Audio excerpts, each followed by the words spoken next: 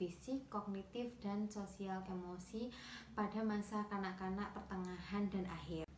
Nah, di sini kita akan sharing-sharing untuk materi ini ya. Teman-teman tahu nggak sih untuk untuk kisaran umur dalam masa kanak-kanak pertengahan dan akhir ini? Nah, untuk masa kanak-kanak ini atau biasanya disebut dalam masa sekolah dasar ya, ini berkisar sekitaran umur 6 atau 7 sampai 11 atau 12 tahun. Nah, di sini kita akan membahas tentang perkembangan fisik dulu. Nah, untuk perkembangan motorik tepatnya ya, di masa kanak-kanak pertengahan dan akhir, keterampilan motorik anak-anak menjadi lebih halus dan lebih terkoordinasi maksudnya ya, dibandingkan di masa kanak-kanak awal. Contohnya seperti ini.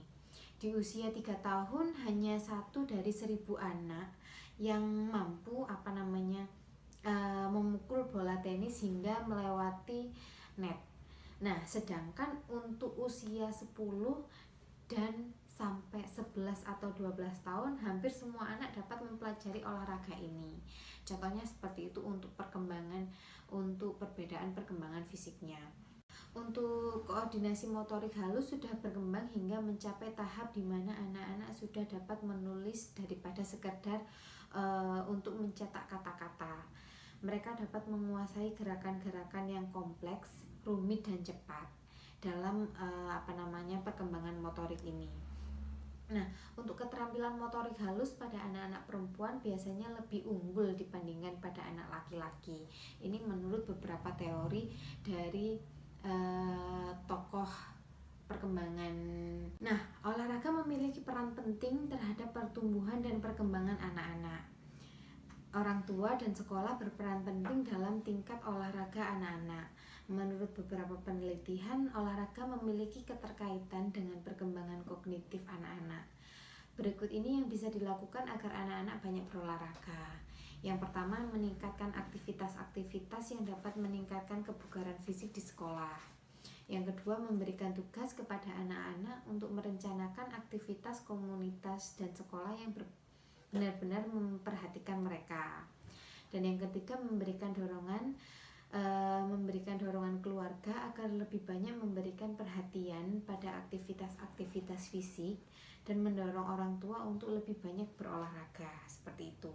Untuk selanjutnya kita akan membahas tentang teori perkembangan kognitif Piaget.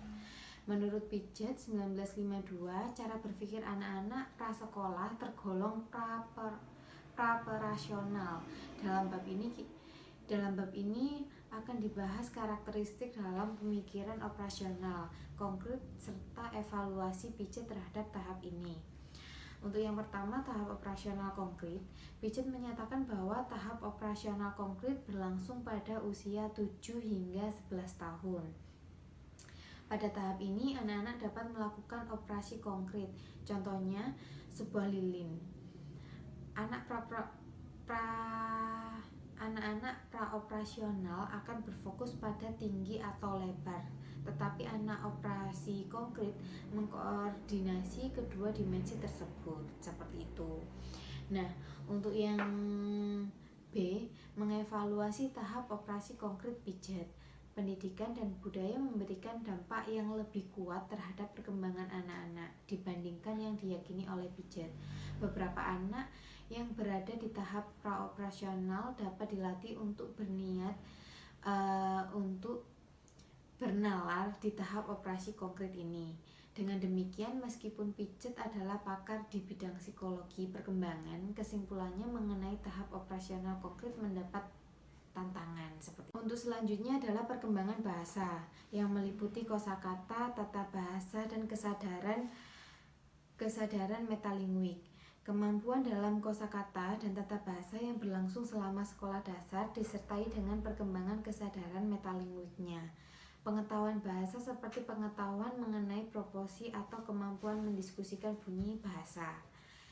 Kesadaran metalinguik memungkinkan anak-anak memikirkan bahasa yang mereka gunakan, memahami mengenai kata-kata apa saja dan definisi dari bahasa tersebut, seperti itu.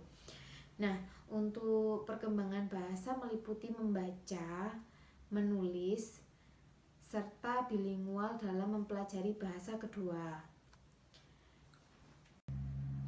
Nah, untuk selanjutnya kita akan membahas tentang sosioemosi, yaitu perkembangan pada aspek yang secara umum dialami pada tahap perkembangan usia sekolah.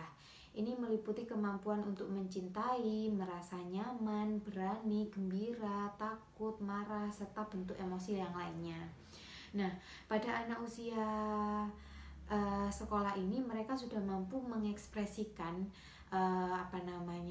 perasaan-perasaan yang mereka miliki dan mengasah perasaan atau emosi secara umum tersebut. Cara untuk mengoptimalkan perasaan marah, sedih, gembira atau keingintahuan mereka dengan cara mengasah untuk dengan cara bermain. Kalau di desa saya dulu itu seperti bermain peran seperti itu. Seperti biasanya kalau anak perempuan itu bermain rumah-rumahan, masak-masakan atau berkeluarga seperti itu. Nah, di sana mereka mulai mengasah untuk sosio emosi yang mereka akan bisa bergembira karena mereka sudah selesai membuat sebuah masakan, atau mereka akan sedih ketika mereka bermain jual-jualan, biasanya pakai daun untuk transaksinya seperti itu, dan mereka mungkin rugi atau barang-barang mereka hilang seperti itu. Nah, itu adalah salah satu contoh untuk mengasah perkembangan pada aspek ini seperti itu. Nah, sekian untuk presentasi atau untuk pembahasan dalam materi kali ini. Sekian dari saya, terima kasih. Wassalamualaikum warahmatullahi wabarakatuh.